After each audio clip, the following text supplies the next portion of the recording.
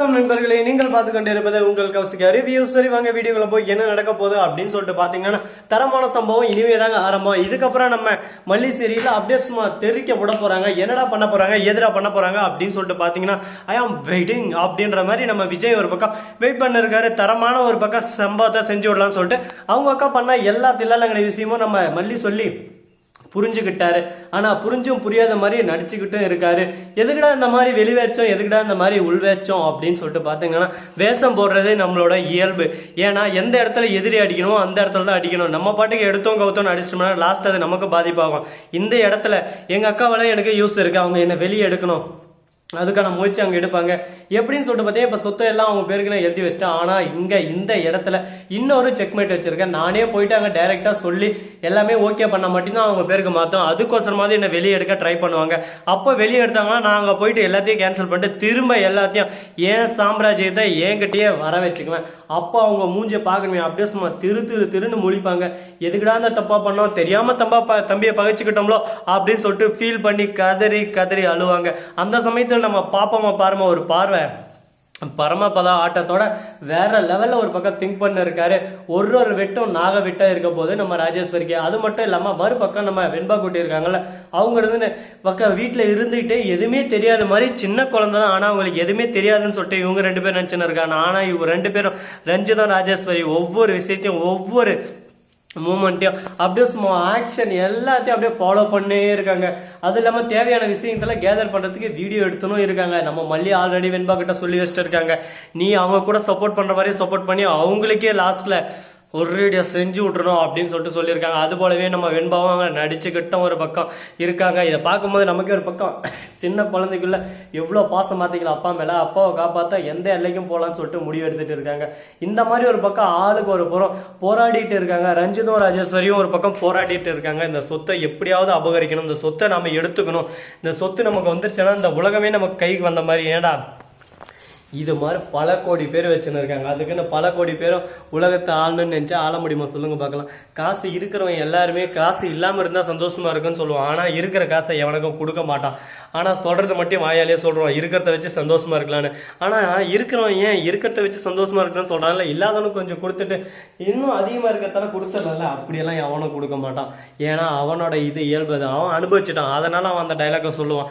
நம்ம இன்னும் அனுபவே வைக்கல, நம்மளுக்கு அந்த நேரத்தில் கஷ்டமா தான் இருக்கு, நமக்கு இல்லாத போது. ஏன்னா அவனுக்கு அளவு கடந்து இருக்கு, நமக்கு அளவே இல்லை. நாம எங்க இன்னும் அளவு கடந்து போறது. அதனால நாம ஃபர்ஸ்ட் நமக்கான அளவை உருவாக்கணும். அதுக்கப்புறம் தான் அவங்க சொல்ற திங்கிங்ல நாம வரணும். அதை விட்டுட்டு ஐயோ அவ்வளோ பெரிய நடிகர்ப்பா, அவரே பணமெல்லாம் ஒரு விஷயமே இல்லை, பணன்றதே வாழ்க்கை இல்லை அப்படின்னு சொல்லிட்டு சொல்றாரு. நாமளும் அதே போல இருக்கலாம். அவர்கிட்ட காசு இருக்குப்பா, திடீர்னு ஒரு உடம்பு சரியில்லை, கிட்னி ஃபெயிலியரு, ஹார்ட் ஃபெயிலியரு அந்த மாதிரி வந்தால் அந்த சமயத்தில் 10 லட்சம் 20 லட்சம் ஆகும். இப்படி தூக்கி போட்டு அவன் பாட்டுக்கு அவன் வேலையை பார்த்துன்னு போயின்னு வந்துடுவான். அந்த சமயத்தில் காசு தேவைப்படாது இல்லை. ஆனால் ஏழைங்க என்ன பண்ணுவாங்க சொல்லுவாங்க, அங்கே இங்கே அங்கே ஓடி ஆடி ஒன்றும் பண்ண முடியாமல் லாஸ்ட்டில் மயானத்தில் போய் படுக்க வேண்டியதுதான். அந்த மாதிரி சூழல்ல தான் இப்போதைக்கு போயின்னு இருக்கு.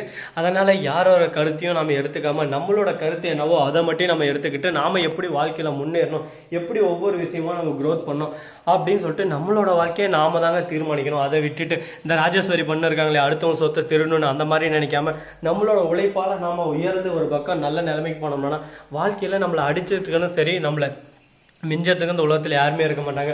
அந்த மாதிரி ஒரு சுச்சுவேஷனுக்கு போகிற வரையும் நம்மளோட போராட்டம் ஒரு பக்கம் நீடிச்சுட்டே இருக்கணும். அப்போ தான் நம்ம ஜெயிக்க முடியும். சரி, இப்படியெல்லாம் ஒரு பக்கம் நம்ம போராட்டம் இருக்கும்போது மறுபக்கம் என்ன நடக்குதுன்னு சொல்லிட்டு பார்த்தீங்கன்னா, நம்ம வெண்பா குட்டி இருக்காங்கல்ல, அவங்க இருந்து டேடாவை பார்க்கணும்னு சொல்லிட்டு அழுறாங்க. டாடாவை பார்க்கறதுக்கும் போகிறாங்க. அங்கே போய் டாடா கிட்ட இங்கே பண்ண போகிற விஷயம் எல்லாத்தையும் கேதர் பண்ண எல்லா விஷயத்தையும் சொல்கிறாங்க. உடனே நான் ஓகே நான் பார்த்துக்கிறேன் விடு அப்படின்னு சொல்லிட்டு அவர் சொல்லி அனுப்பிச்சிடுறாரு. அதே சமயத்தில் மல்லியும் வீட்டுக்கு போகிறாங்க.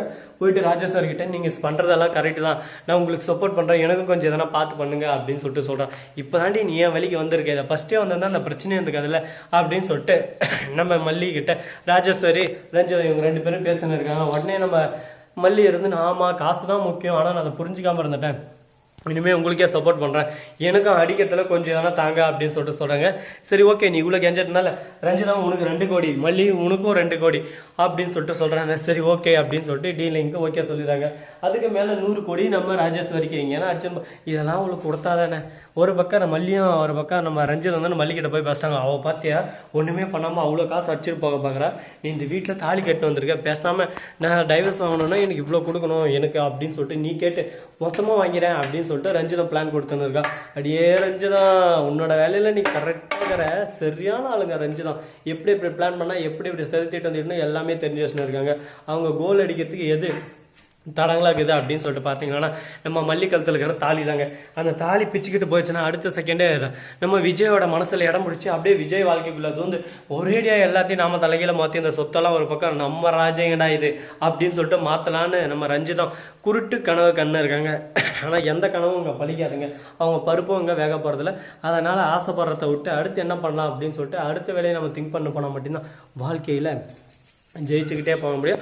ஸோ நண்பர்களே, இது போன்ற வீடியோ நீங்கள் தொடர்ந்து பார்க்கணும்னு நினைக்கிறீங்களா? அதுக்கு நீங்கள் பண்ண வேண்டியதை மறக்காமல் நம்ம சேனலை சப்ஸ்கிரைப் பண்ண நண்பர்கள் சப்ஸ்கிரைப் பண்ணுங்கள், லைக் பண்ணுங்கள், ஷேர் பண்ணுங்கள், டிங் பெல்ல தட்டி விட்டு போங்க.